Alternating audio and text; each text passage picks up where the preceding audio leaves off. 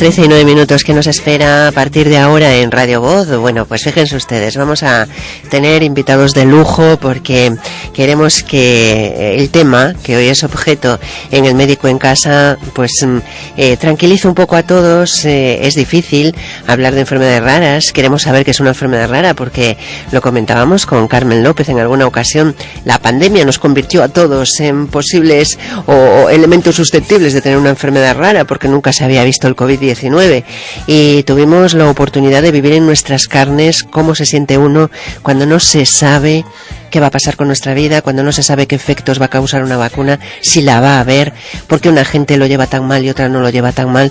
En fin, pudimos aprender todos algo de una enfermedad rara. Bueno, pues hoy queremos dedicarle este espacio del Médico en Casa al Día Mundial de las Enfermedades Raras, pidiendo que sean todos, porque de hecho gracias a un montón de gente así lo son.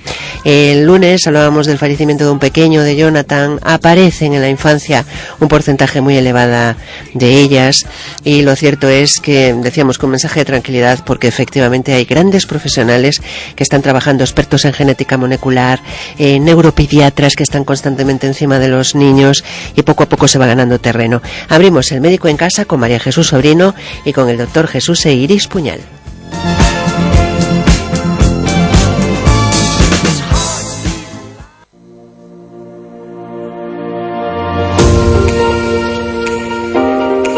En la mañana con Eva, El Médico en Casa. Si quiere participar, llame al teléfono 981 13 44 33.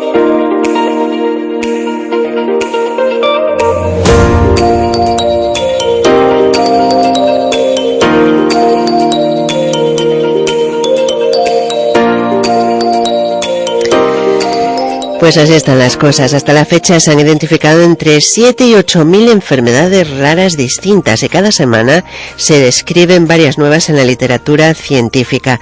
Así que directamente vamos a saludar a nuestra invitada, la doctora María Jesús Sobrino, que es coordinadora del Grupo de Estudio de Neurogenética y Enfermedades Raras de la Sociedad Española de Neurología, entre otras muchísimas cosas. Doctora, muy buenos días. Buenos días, Eva. Buenos días a todos los oyentes. Un placer estar con igualmente, vosotros. María por Jesús. prestar atención al tema, como siempre. Caramba, y enhorabuena porque es cierto que decíamos que vamos a tranquilizar un poco porque están ustedes ahí dándolo todo en genética molecular y en tantos aspectos que tienen que ver con las enfermedades raras, peleando para que sean diagnosticadas antes, buscando por dónde se puede encontrar alguna luz verde o camino para seguir investigando, ¿no, doctora? Bueno, como no puede ser de otra forma, ¿no? Es decir, que lo último es que hay que perder es la energía y el empuje y la ilusión para, claro que sí, para seguir avanzando en todas las direcciones, ¿no? Yo encantada también aprovecho para saludar a mi colega y amigo el doctor Eiris, que bueno, pues es otra gran potencia y empuje en este sentido, y las asociaciones de pacientes y el trabajo que hacéis los medios, ¿no? O sea, totalmente de acuerdo con esta visión y desde nuestro ángulo pues efectivamente trabajando en los aspectos moleculares, pero en otros aspectos también psicológicos, en fin, en los aspectos clínicos, en la terapia, que es lo que más buscamos todos y no acabaríamos de mencionar, ¿no?, los distintos frentes que hay que trabajar. Sí, doctora, además la complicación, fíjese, porque con el COVID pues todo el mundo se centra en lo mismo, pero es que ustedes tienen cada día nuevas enfermedades raras y están ahora mismo identificadas entre 7 y 8.000. Ponerse manos a la obra entendemos que resulta bastante complicado, ¿no? Vamos a ver el panorama. Efectivamente, el panorama es complicado precisamente porque es fácil de entender, algo que es raro en el sentido de poco frecuente, que seguro que ya habéis mencionado muchas veces, ¿no? Se define una enfermedad rara no por la rareza de sus síntomas, que a veces pueden serlo, pero otras veces no, sino porque es poco frecuente, ¿no? Por definición, pues cuando afecta a una persona de cada 2.000 o menos. Entonces, cuando hay cualquier elemento poco frecuente que queremos estudiar, pues eso aumenta la dificultad de comprenderlo bien a fondo, que en última instancia es lo imprescindible para poder tratarlo.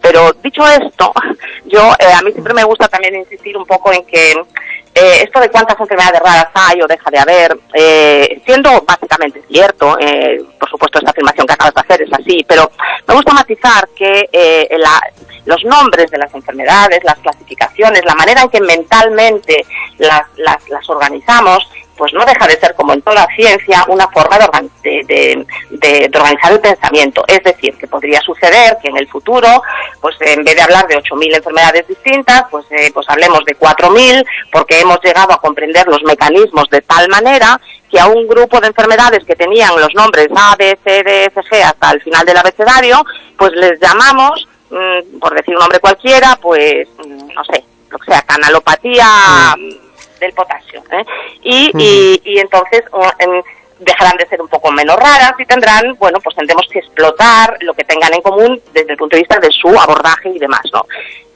Pero por el momento, y mientras llegamos a esa comprensión, y será cosa lógicamente de avanzar con generaciones, pues bueno, pues sí, les ponemos los nombres a medida que se identifican, se caracterizan, y bueno, el futuro nos dirá si se relacionan cuáles con cuáles, ¿no? Pero sí, es un tema tan complejo como importante y, bueno, fascinante, que voy a decir yo que me dedico a esto, pero es que es así, claro. y por supuesto muy importante. Yo lo creo que sí. Bueno, en las asociaciones que las citaba usted al principio, en las federaciones, la Federación en Galicia, están encantados con su trabajo, porque además está permanentemente, que no sé si es lo habitual, pero desde luego llama la atención, permanentemente pegada a todas las actividades, absolutamente a todo lo que se mueve, y que este año se dedica justamente a la parte genética, ¿no? Decíamos que, claro, son muchos síntomas, cada persona también es un mundo, y ahí en lo que están trabajando es justamente en la rapidez del diagnóstico. Uh-huh. Bueno, sí, es lo que estamos trabajando nosotros, sobre todo las asociaciones y Federación de Pacientes, ¿no? FEDEREC y FEDER a nivel nacional, que bueno, pues aprovecho también para darles un fuerte abrazo y recalcar una vez más el trabajo crucial, ¿no?, de estas asociaciones de pacientes. Los pacientes tienen que empoderarse y liderar como lo están haciendo. Acelerar el diagnóstico, por supuesto, es un objetivo que tenemos todos y que tiene también las distintas administraciones, ¿no? Desde ese punto de vista, la gente debe saber que el gobierno acaba de poner en marcha pues un plan nacional de medicina personalizada y de precisión, con unos diferentes programas, bueno, pues bastante bien dotado económicamente. En la parte de medicina genómica la va a liderar el CIBERER, con el doctor Rafacedo y el doctor Lapucina a la cabeza. Y bueno, ¿qué quiero decir con esto? Que la administración tampoco olvida esta necesidad, la tiene muy presente, ¿no? Y yo creo que lo importante, y ahí es Eva, el papel tan enorme que hacéis vosotros, lo importante es que lo tengan presente, que no lo olviden, y por eso sí que tiene que haber el día cada año la sociedad, ¿no? La sociedad, para que esto no decaiga, para que sea un continuo y se trate, pues efectivamente, llegar a un diagnóstico que no tarde 5 o 6 años. No siempre es fácil, pero bueno, hay que trabajar por ello. Luego quizá el doctor Iris puede añadir un poco a ese difícil equilibrio, ¿no?, de diagnosticar pronto, pero no sobrediagnosticar, ¿no?, que siempre decimos, porque claro, al principio de todo la enfermedad rara, como decíamos, pues no necesariamente se manifiesta con síntomas raros o característicos. Podemos tener un niño con una diarrea desde hace un tiempo y claro, uno no puede pensar en las miles de cosas raras que pueden empezar con una diarrea mientras no haya más pistas, ¿no? Es difícil. Entonces ese equilibrio entre cuando tenemos un síntoma inespecífico, temprano, llegar a un diagnóstico de algo sin tener que esperar a que 8 años más tarde pues haya pues síntomas neurológicos y demás, y claro, ya lo podamos diagnosticar retrospectivamente cualquiera, ese es un equilibrio difícil, y ese es por lo que tenemos que trabajar entre profesionales y pacientes y familias, para ver cómo gestionamos adecuadamente esa dificultad. Y yo creo que es un poco una de las cosas que destacaría en este tipo de enfermedades. Por supuesto que sí. No sé cómo fue la travesía de esta pandemia o cómo está resultando, pero como decía usted al principio y nos parece muy bien, hay que quedarse con buenos datos. Por ejemplo, en el año 2000 la Agencia Europea del Medicamento solo tenía autorizados 8 medicamentos huérfanos y hoy hay 200, no todos ellos disponibles en España, y este es otro tema, ¿no? Este es otro tema, sin duda, pero de nuevo también vamos a quedarnos con el vaso medio lleno. La cuestión es que va habiendo más y que existe este programa de la Agencia Europea para Medicamentos Huérfanos, que antes no existía, gracias a lo cual, pues bueno, se pueden, digamos, un poco parecido pues a lo que pudo haber ocurrido con la vacuna, ¿no? Se pueden acelerar un poco los procesos, bajar un poco, no el nivel de seguridad, etcétera, sino bajar un poquito el nivel de exigencias administrativas y de otro tipo, un poco pues para que la las compañías farmacéuticas, las instituciones de investigación se animen a tirar por ese camino tan difícil. Entonces, creo que es algo muy positivo, y ahora pues habrá que ir viendo cuáles son las posibles barreras para que no den el salto esos medicamentos a la realidad, ya, ¿no? A la realidad, y se apliquen. Y desde la Comisión de Genética y de Enfermedades Raras que presido en la Sociedad Española de Neurología, pues bueno, pienso que en estos próximos 2 o 4 años el tema, este será uno de los temas que intentaremos abordar, el de la situación de los medicamentos huérfanos para enfermedades neurológicas, un poco ver dónde están y qué podemos hacer desde la Sociedad de Neurología para empujar también y ayudar a que ese tránsito hacia la aplicación sea más rápido, ¿no? Doctora, no puedo evitar preguntarle, porque el lunes recibimos la información y la habíamos seguido, pues como cada vez que nos piden que sigamos algo así, ¿no? Un niño con una enfermedad rara que fallecía, que hubo muchísima solidaridad por parte de vecinos, de amigos, de asociaciones. Se le consiguió una silla adaptada para que pudiese tener mejor calidad de vida. Hubo cantidad de recogida de tapones, etcétera, etcétera. Entendemos que no hay recursos para todas estas necesidades, pero nos sigue resultando un poco complicado asumir esto, que dependan su calidad de vida muchas veces, ¿verdad? Sin duda, Eva, pero bueno, una pregunta ya muy compleja la que me haces, ¿no? Que implica aspectos también socioeconómicos, políticos, un poco de decisión entre todos de dónde hay que poner los recursos y de cómo gestionarlos, ¿no? Y desde luego considero que está muy por fuera de mis conocimientos resolver estos problemas, pero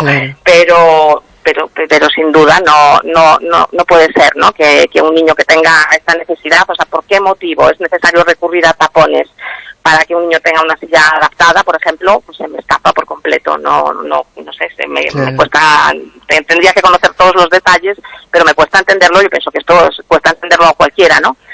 Pero insisto, yo soy experta más bien en los genes, en las enfermedades neurológicas. Claro. Pero sabemos que está muy pegada a las familias y que siempre está ahí María Jesús, y por eso también pues queríamos reflejar ese apartado de agradecimiento que nos gusta también, que los que están trabajando todo el día, que sepan que aunque no salgamos al balcón a aplaudir, pues que siempre se reconoce mucho el trabajo que se hace, y en tiempos así mucho más. O sea que muchas gracias. Me agradece mucho. Claro que sí. Muy amable y buenos días. Bueno, buenos días a todos. Gracias a vosotros. Igualmente, decía que tenía un colega que iba a entender muy bien lo que estaba diciendo. Ese colega es el doctor Jesús Eiris Puñal, neuropediatra del Hospital Clínico Universitario de Santiago de Compostela. Doctor, buenos días y bienvenido. Hola, buenos días y muchas gracias. Tiene usted ahí una parte importante, ustedcito del equipo, porque parece que los primeros síntomas de muchas enfermedades raras son precisamente en la infancia o en la adolescencia. Sí, a ver, el número de enfermedades raras pues ha crecido exponencialmente, ¿no?, en los últimos años, y muchas de ellas pues tienen su inicio especialmente pues en edades pediátricas, aunque también las que se inician en edades pediátricas tienen a veces distintas formas de presentación y pueden hacerlo a lo largo de la vida, incluyendo la vida adulta. Es decir, puede existir un amplio rango de inicio dependiendo de cada enfermedad que consideremos.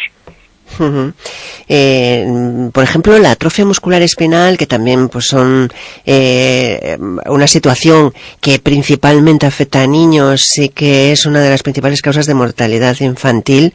Este tema, ¿cómo podemos, pues efectivamente asociaciones que piden mayor formación por parte de la sociedad? Porque ahí identificar los signos, doctor, también es muy importante, ¿verdad?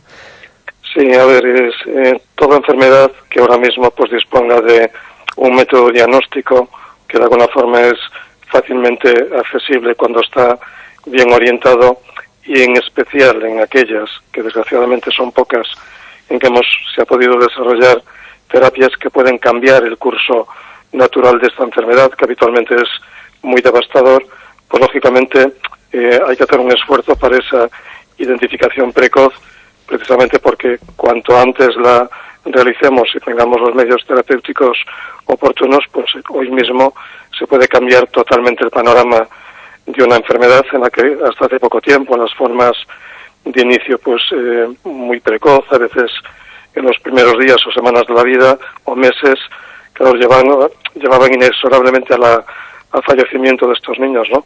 Y ahora pues vemos como tratándolos precozmente, pues gracias a avances que han venido desde la investigación y desde la genética, ¿no?, aplicada ya a la parte práctica, pues vemos cómo estos niños pues están sobreviviendo y están logrando pues una serie de funciones que hasta hace poco tiempo eran impensables. Por lo tanto, diagnóstico precoz y tratamiento precoz, sí. ¿Y ya tan precoz que sea neonatal? A ver, y tan precoz que incluso sea en el embarazo, es decir, algunas formas se van gestando ya, valga la redundancia, durante el periodo de gestación, se van pues más o menos manifestando ya los primeros síntomas, y en el feto y cuando nace el niño, pues en formas muy graves, en concreto en la atrofia muscular espinal las conocemos como formas tipo 0, pues ya nacen con una afectación muy importante, de manera que pueden fallecer ya en los primeros días o semanas de vida. Vale. O sea que si se incluye en el cribado neonatal, ahí sería pues un punto para ustedes de ayuda importantísimo, ¿no? A ver, quizás en esta forma tan grave, aunque se incluyera en el cribado, posiblemente estaríamos llegando tarde.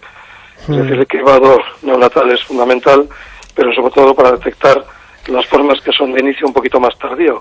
Pero hablo tardío de formas que incluso pueden empezar a partir de las primeras semanas de la vida, ¿no? Pero que el niño en el momento que nace, pues prácticamente está normal o no le vemos ningún signo clínico de la enfermedad. Entonces, esos son precisamente los casos en que cuanto antes se detectasen, antes podríamos poner en marcha las terapias que ahora mismo pues han demostrado una importante eficacia. Y por lo tanto están sujetas a lo que sería un cribado, es decir, detectarlas ya pues con la muestra del talón que se hace en los primeros días de vida, para ya tener un diagnóstico rápido.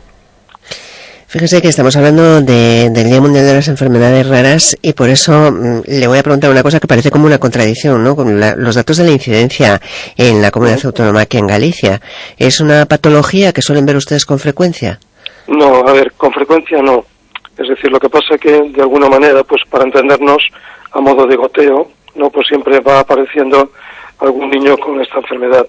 O sea, lo que vemos con mucha frecuencia son enfermedades raras.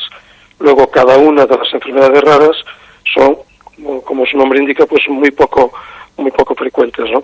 Entonces, no es raro ver una enfermedad rara, pero es poco frecuente ver muchos casos de una misma enfermedad rara. ¿Vale? Pero sí que los asistimos pues desde siempre, ¿no? Desde, pues yo, en fin, pues más o menos llevo 30 años trabajando ya en neuropediatría, y a lo largo de mi vida, pues a lo mejor he asistido a, pues no sé, podría decir un número de 10, como mucho, pues una docena de niños con esta patología concreta.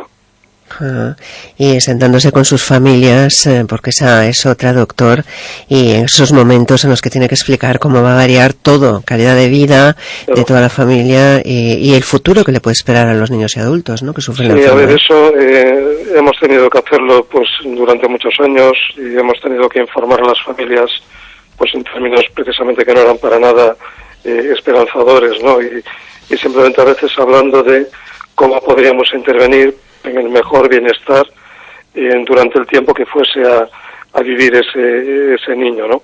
Ahora mismo esta información ha cambiado, afortunadamente, ¿no? Entonces ahora pues podemos planificar más otros aspectos de la vida, o sea, podemos decirle que tenemos una terapia que puede ser eficaz, que posiblemente, aunque no podemos generalizarlo, porque las respuestas pues pueden estar sujetas a cierta variabilidad, pero que un niño, cuanto antes lo diagnostiquemos, pues puede tener una evolución que no tiene absolutamente nada que ver con las anteriores. Hablando en concreto de la atrofia muscular espinal, no lo podemos generalizar a otras enfermedades raras.